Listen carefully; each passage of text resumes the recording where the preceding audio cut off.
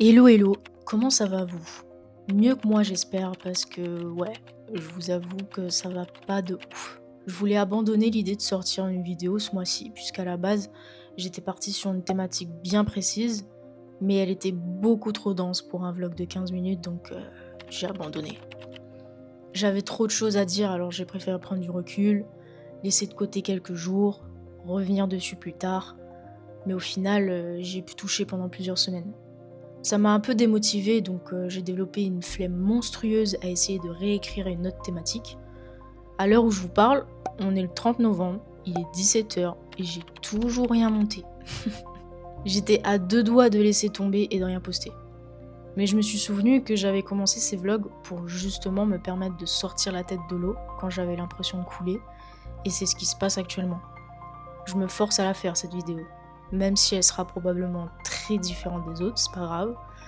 Je le fais avec le cœur, je le fais à fond, et c'est ce qui compte. En fait, ce mois-ci, c'était un peu la dégringolade mentale. Au tout début, j'étais contente, reposée, concentrée sur moi.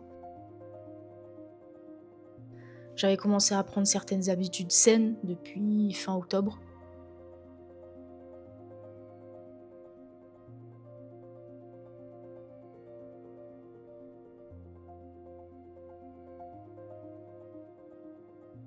Comme la petite marche matinale, des petits exercices juste après.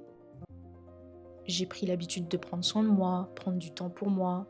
Parce que je me suis rendu compte qu'en fait, prendre soin de son corps entraîne logiquement un bien-être mental derrière. Sur le coup, je suis concentrée à prendre soin de moi, donc ça me libère, je suppose, des petites hormones de bonheur. Et une fois que c'est terminé, ces hormones du bonheur se multiplient par deux, comme si j'étais fière d'avoir pris ce temps-là. Même parfois, je remarque certaines améliorations sur mon physique, mon comportement, donc je me dis, bon, c'est réel, il n'y a pas de secret en fait, on nous a pas menti. Sauf que, plus les jours passaient, plus je me détachais de mon objectif principal. Pourquoi? Je sais pas. Pourtant, je sortais, je voyais mes potes, je prenais du temps pour moi, j'ai vu ma famille aussi. Pourquoi tout d'un coup, sans prévenir, je me suis mise à voir noir? J'ai arrêté d'aller marcher, je tournais plus de vidéos quand je sortais, comme si que cet automatisme s'était évaporé pour aucune raison. Je sentais que je commençais à prendre un autre chemin. Mais bizarrement, je n'avais pas envie de retourner sur le chemin principal. Ce nouveau chemin, il était très sombre, mais très attirant. Attirant comme quand on a toujours voulu emprunter ce type de chemin depuis un moment, que là on en a l'occasion, donc on le loupe pas. Et en prenant ce chemin, il y a le petit ange qui dit « Attention, c'est risqué, tu le sais, reste concentré plutôt que d'essayer des choses incertaines et trop belles pour être vraies. » Et le petit diable de l'autre côté qui dit « C'est pas grave, ton chemin principal il est là, il est tout tracé, tu pourras y revenir quand tu veux, tu peux te permettre quelques folies quand même, sinon à quoi bon ?» Malheureusement, une fois le pied dans ce chemin, on ne peut plus en sortir, à moins de tomber dans un énorme trou. Quand on tombe, on se fait mal, et on s'arrête. On n'avance plus. Et là, on se pose la question, est-ce que je continue? Quitte à prendre le risque de retomber dans un trou encore plus gros, mais peut-être qu'il n'y aura plus de trou. Comment savoir si on va retomber ou pas?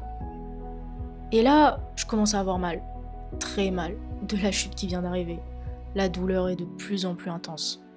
C'est là qu'en face, je réalise que le chemin principal que j'avais décidé d'emprunter depuis un moment, avec le recul, en étant dans mon trou, ne possédait pas vraiment de danger lui. Mon chemin principal, il a l'air compliqué d'apparence parce qu'il semble long, mais en fait, c'est là que je me sens le mieux. Pourquoi? Parce que ce chemin, je l'ai construit. Rester concentré, c'est ce que ce mois de novembre m'aura appris.